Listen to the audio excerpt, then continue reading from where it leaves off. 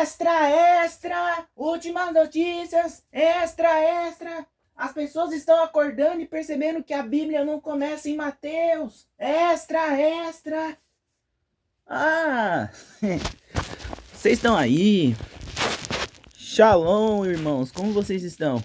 Eu espero que bem, na graça do nosso Senhor Yahushua HaMashiach e do nosso Pai Yahweh.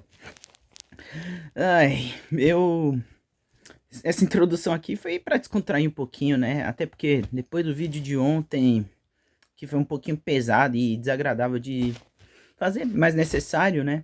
A gente tem que rir um pouquinho, a gente tem que sorrir mais, né? Porque o sorriso embeleza o rosto, o sorriso embeleza a gente, a alegria de viver na paz do nosso Senhor, a alegria de ter como Pai o Criador dos céus e da terra.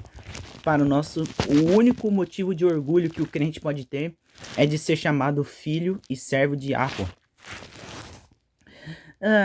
Então, vocês devem estar achando estranho. Nossa, isso aí é uma novidade que você está falando. Aparentemente para alguns crentes são.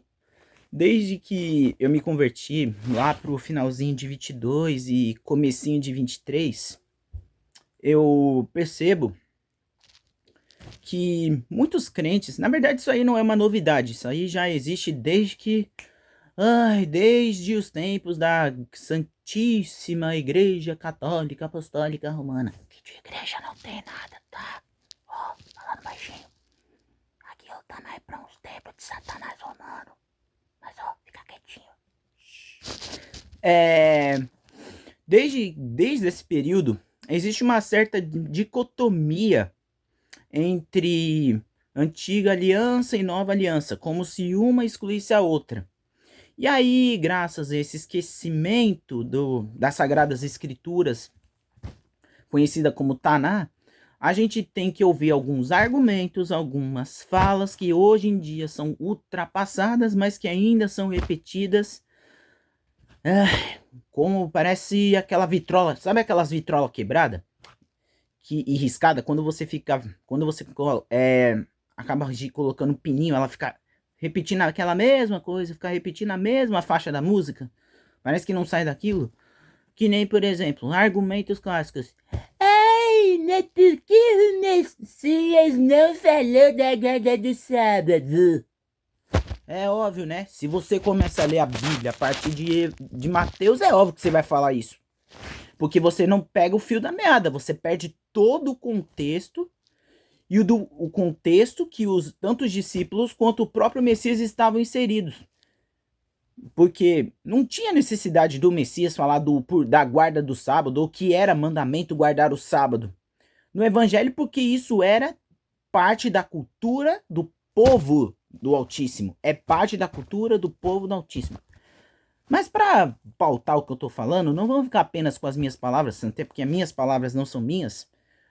Vamos abrir num texto que os anomistas amam. Olha, um texto que os anomistas amam, que é 2 Timóteo, capítulo 3, versículos 14 ao 15.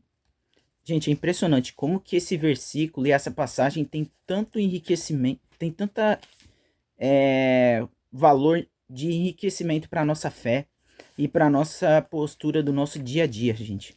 Porque é impressionante. Eu falei dessa passagem no meu vídeo sobre o entendimento da salvação e o processo de santificação, e eu tô aqui falando dela de novo, só que agora para entender uma coisa que é básica nas escrituras. Eu vou abrir aqui e ler de novo. Presta atenção, irmãos. Tu, porém, permanece naquilo que aprendeste e de que foste inteirado, sabendo de quem o aprendeste e que desde a infância sabes as sagradas letras e que podem tornar-te sábio para a salvação pela fé em Yahushua HaMashiach. Toda a escritura é inspirada por Yahweh e útil para o ensino, para a repreensão, para a correção, para a educação na justiça, a fim de que o homem de Yahweh seja perfeito e perfeitamente habilitado para toda boa obra.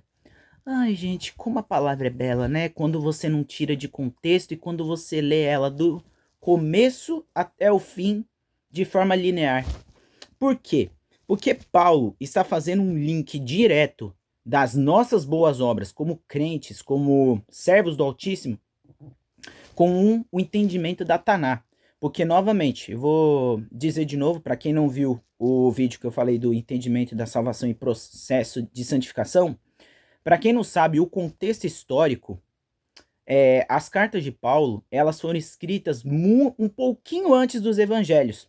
Tanto que a segunda carta a Timóteo é a última carta, a última carta conhecida de Paulo, porque pouco tempo depois ele foi decapitado.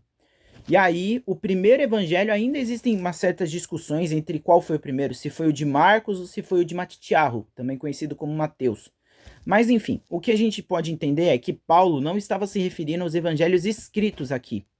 Então, como que a gente pode dizer que a Taná não tem mais relevância, ou que ela não tem relevância nenhuma, sendo que Paulo atribui a ela a boa obra com o entendimento da graça, o entendimento da salvação, o entendimento da nova aliança. E como você pode dizer que a nova aliança não tem a ver com a antiga aliança, sendo que o cumprimento da nova aliança está intimamente ligado a uma promessa feita lá em Jeremias 31, do 31 ao 33, e que vai ser repetido lá aqui na carta de Hebreu, na carta aos Hebreus, aqui no capítulo 8. Isso. Capítulo 8, do versículo 8 ao versículo 11. Vamos ler aqui? E de fato, repreendendo-os, diz: Eis que vem dias, diz o Senhor, e firmarei uma nova aliança com a casa de Israel e a casa de Judá. E que aliança era essa, meus irmãos? Olha o que ele vai dizer. Não segundo a aliança que fiz com seus pais, no dia em que os tomei pela mão para os conduzir até fora da terra do Egito. Perdão.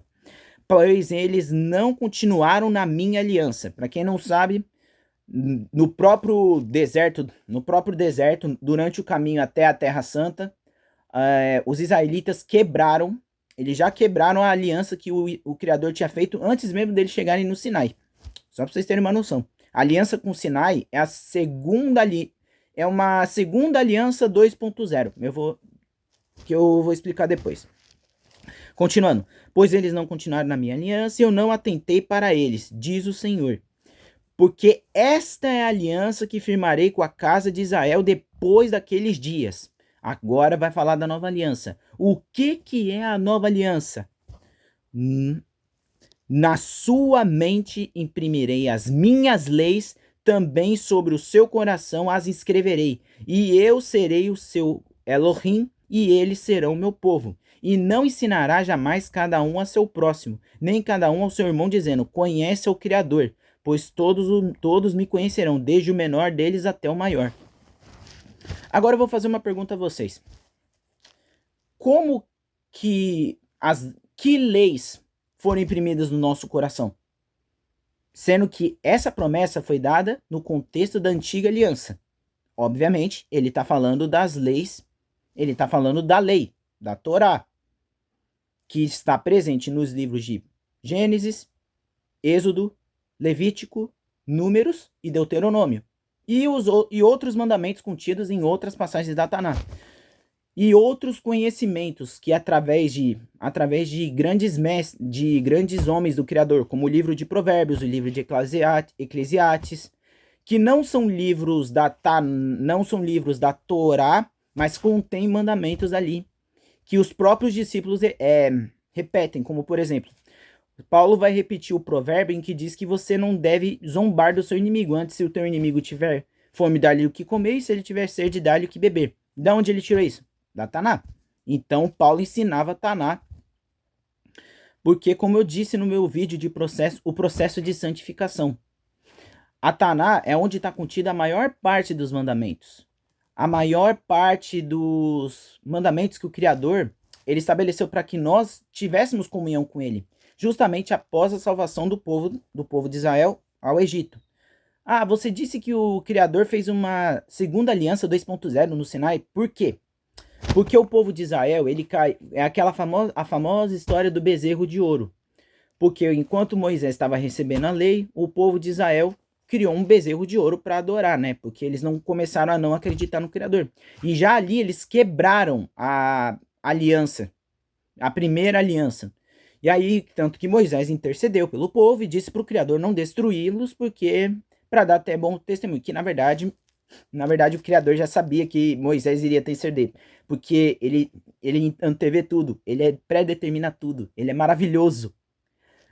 E eu, cara, daria para fazer um vídeo de 3 horas só falando da predestinação, cara, porque é um assunto maravilhoso, mas o foco não é esse.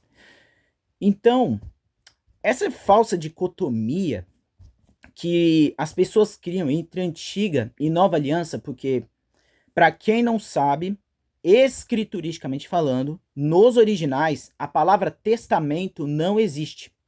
O que existe é a palavra aliança. Por quê? Porque quando você fala Antigo e Novo Testamento, até parece que você está falando de uma coisa que ficou ultrapassada. Quando você fala da Antiga Aliança, do Antigo Testamento. Mas na verdade não. Aliança transmite aquele sentimento e aquele entendimento de singularidade. Porque quando você fala uma nova aliança foi feita, tem que haver uma antiga, correto? Então, você só entende a nova com base na antiga. Então, e isso é importante também para a gente entender algumas confusões históricas que a igreja durante muito tempo fez. Por exemplo, um argumento, uma fala que eu vejo muitas pessoas falando. Por que que o Messias não falou sobre a guarda do sábado? O que não é mentira, ele falou da guarda do sábado. Mas por que que o Messias não declarou que a gente deve guardar o sábado? Gente, entenda uma coisa. No contexto de Matitiarro, no contexto de que, na minha visão, eu creio que seja o primeiro evangelho escrito, mas aí é uma questão de perspectiva, não é uma questão... porque isso é um assunto que gera debate até hoje. Naquele contexto, os discípulos eles já tinham conhecimento de que tinham que guardar o sábado. Então, por que que o sábado se tornou polêmico naquele contexto? Por conta de uma série de regrinhas que os fariseus colocaram, que não estavam no mandamento original, mas que para dar uma suposta impressão de santidade, de preservação, de uma justiça exterior, que não tem valor nenhum, porque não adianta nada você aparentar ser justo, mas o seu coração está apartado do Senhor, como o próprio Messias fala. É por isso o Messias ele reforçou, disse que o sábado não foi dado, o homem não foi feito para o sábado, mas o sábado foi feito para o homem. É um mandamento que beneficia a gente. Mas o foco o Messias ele não falou da guarda do sábado como mandamento, porque na verdade, quem lê a Bíblia de Gênesis até Mateus, que é o contexto onde o primeiro evangelho, todo mundo entende que o sábado era um mandamento conhecido pelo povo de Israel, então não tinha necessidade de falar. Gente, vocês precisam entender uma coisa, tá? Muita coisa que o Messias não fala é porque dentro do contexto aonde ele estava inserido, existiam questões que eram tão óbvias que não precisava ser explanada de novo. Ah, então por que que o Messias ele falou do não matarás? Sendo que é óbvio. Porque o Messias ele veio para aprofundar o que antes não era tão explícito. É óbvio que o entendimento profundo já estava lá nos livros dos profetas. Mas o Messias ele veio para ratificar esse entendimento. Por exemplo, o não matarás. Porque, em verdade, ouvistes o que foi dito aos antigos. Não matarás. Eu, porém, vos digo que qualquer um que odiar o seu irmão sem qualquer motivo já assassinou. E qualquer um que disser raca, que é uma espécie de xingamento da época, será réu de juízo. Será réu de juízo e será condenado. Então, ou, por exemplo, a questão do adultério. Ouvistes o que foi dito. Não cometerás adultério. Eu, porém, vos digo que qualquer um que olhar para uma mulher com o intuito de cobiçá-la, já cometeu adultério em seu coração. Que, inclusive, eu vou fazer um testemunho sobre isso, que é bem importante. Que foi uma das primeiras vezes que o Criador se manifestou contra mim. Contra mim, não. Contra o meu pecado. Não deixa de ser contra mim, né? Contra o meu pecado. Não contra a minha pessoa, né? Mas então ele veio aprofundar essas questões que eram negligenciadas, entende? Então ele não veio abolir a Taná, não veio abolir os mandamentos. Pelo contrário, ele disse que não penseis que vinha abrogar a lei. Não vinha abrogar, mas cumpri-la. Esse cumprir não é cumprir e dar no sentido de dar um fim após a sua morte, porque o próprio Messias vai explicar isso. Porque em verdade vos digo que até que os céus e a terra passem, nenhum tio da lei será omitido até que tudo se cumpra. Bom, até onde eu sei, os céus e a terra ainda não passaram, então a lei ainda é válida. E aquele que cumprir até o menor dos mandamentos, e assim ensinar aos homens, será chamado maior no reino dos céus, e aquele que não cumprir até o menor dos mandamentos, e assim ensinar aos homens, será chamado menor no reino dos céus. E se a vossa justiça não exceder a dos escribas e fariseus, de maneira alguma entrarás no reino dos céus. Inclusive eu vou fazer um vídeo explicando o que o Messias quis dizer com isso. Porque sim, aqui ele de certa forma elogiou superficialmente a justiça dos fariseus. Mas isso aí é um ponto um pouquinho polêmico, que eu vou explicar novamente. Então, a exortação que eu quero fazer é a seguinte: quando você vê alguém querendo fazer uma dicotomia, uma separação entre antiga e nova aliança, repreenda essa pessoa e diga que não, que sem a antiga aliança você não compreende quem é o Messias, você não compreende os mandamentos, você não compreende o que o Criador quer da gente. Gente, como eu falei no começo do vídeo, a antiga aliança compõe a maior parte da nossa escritura. Então você vai fazer o quê? Você vai rasgar de Gênesis a Apocalipse, Gênesis a Malaquias, porque supostamente ele não está. A nova aliança aboliu a antiga. Aboliu no sentido de você não precisar mais ler, de você não precisar mais estudar, de você desconsiderar tudo que foi dito. Isso não é bíblico, gente. E o próprio Paulo diz que isso não é verdade. Como aqui na própria carta a Timóteo, na segunda carta a Timóteo, que eu acabei de ler. Ele mesmo falou para Timóteo buscar na Taná o conhecimento para a justiça, para a boa educação, para a repreensão, para a boa obra. Tiago também vai reforçar isso na sua carta. Inclusive, vou fazer uma perguntinha para vocês. Se eu perguntar para vocês aonde que está escrito amarás o teu próximo como a ti mesmo, que segundo o Messias é o segundo mandamento mais importante da lei, aonde que está escrito? Lembrando, é uma lei escrita, já estava na lei escrita. Eu faço questão de abrir para vocês. Deixa eu até abrir aqui, porque eu acho que é o livro da Bíblia que eu mais li na minha vida. Cadê? Também conhecido como livro da santificação, ou livro dos santos, Levítico. Cadê? Levítico. É o livro de Levítico 19.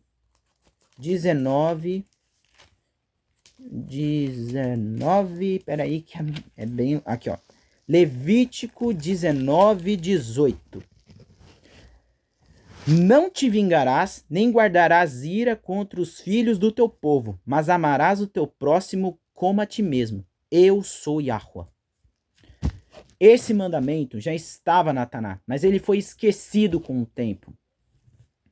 Por isso que o Messias precisou reforçar ele de novo.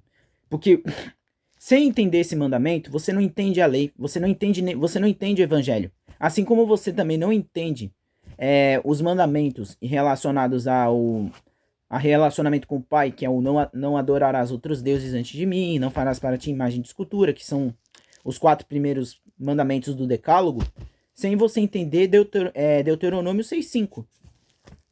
Que eu vou abrir aqui, inclusive. Deixa eu abrir aqui. Deuteronômio 6,5. Cadê? Porque essa Bíblia é um pouquinho chatinha de abrir, assim na mão. Mas faz parte. Cadê? Deuteronômio 6,5. Amarás, pois, o Senhor, amarás, pois, Yahweh, o teu Elohim, de todo o teu coração, de toda a tua alma e de toda a tua força. Desses 2 mandamentos dependem todo o evangelho. E, então, como você pode dizer que a Taná foi abolida, o evangelho a Taná foi abolida, a antiga aliança, que entende-se os mandamentos e os princípios foram abolidos, sendo que deles dependem a compreensão de todo o evangelho da graça? Não tem como, né, irmãos? Então, a exortação que eu faço a você, uma nova exortação vos faço. Quando alguém falar da Taná, quando alguém distorcer a verdade bíblica, repreendam com amor para a edificação do seu próximo. Porque muitas pessoas, às vezes, estão sendo enganadas. Elas não falam por mal. Às vezes elas falam porque estão no engano. Assim como todos nós já estivemos no engano um dia, vamos nos colocar no lugar do nosso próximo e entender que eles também podem estar no engano. Porque às vezes gera aquele sentimento de, eu quero refutar, eu quero mostrar que ela tá errada. Mas aí às vezes a gente esquece de parar pra pensar. Poxa, talvez aquela pessoa esteja no engano, ela só precisa de um reajuste. Ela não precisa de uma palavra dura. Às vezes ela só precisa de uma palavra de amor. Olha, irmão, não é bem assim. O próprio Messias reforçou que os mandamentos da Taná e os mandamentos da Torá são para nós hoje em dia, são para nós, cara. E aqui, ó, o textinho aqui, tintim por tintim. Ore pro Criador e peça que ele te dê entendimento e sabedoria. Gente, nossas palavras não devem ser para destruição do nosso próximo, devem ser para edificação. As palavras duras devem vir carregadas de amor, de justiça e de misericórdia, não de destruição, arrogância e desprezo. Porque nós também um dia já fomos como essas pessoas que estávamos no engano. E se não fosse pela graça do Pai, estaríamos nesse engano até hoje. Então façamos como o nosso Pai, que nos chamou com amor, não com ódio, não com raiva, mas com amor, com paciência, com longanimidade e que nos perdoou. Nos perdoou do nosso tempo da ignorância. Fechou? É isso, irmãos. Eu espero que vocês tenham gostado do vídeo, que o Criador esteja com todos vocês. E antes de encerrar o vídeo, eu vou fazer uma oração para vocês. Eu vou fazer uma oração. Pai, eu oro e eu agradeço pela oportunidade de estar falando da tua palavra, Pai. Mas que esta palavra não seja a minha, Pai. Que não provenha do meu entendimento. Que não venha da minha própria sabedoria. Que não é nada. Antes seja a tua palavra que entre no coração desses que estão ouvindo ela, Pai. Que a tua sabedoria seja aquela que os seus filhos vão de buscar, Pai. Como está escrito na sua própria palavra. Que todos aqueles que o Senhor vai atrás de todos aqueles que o buscam. E eu oro também e peço que dê, nesses tempos difíceis, todo o entendimento, todo discernimento, toda sabedoria, toda longanimidade, toda paciência e todo amor seja superabundado no coração daqueles que te buscam constantemente, Pai. Em nome de Yahushua HaMashiach, nosso amado Mestre, nosso amado irmão, nosso único e grande Salvador. Amém. Shalom, irmãos. Até mais tarde.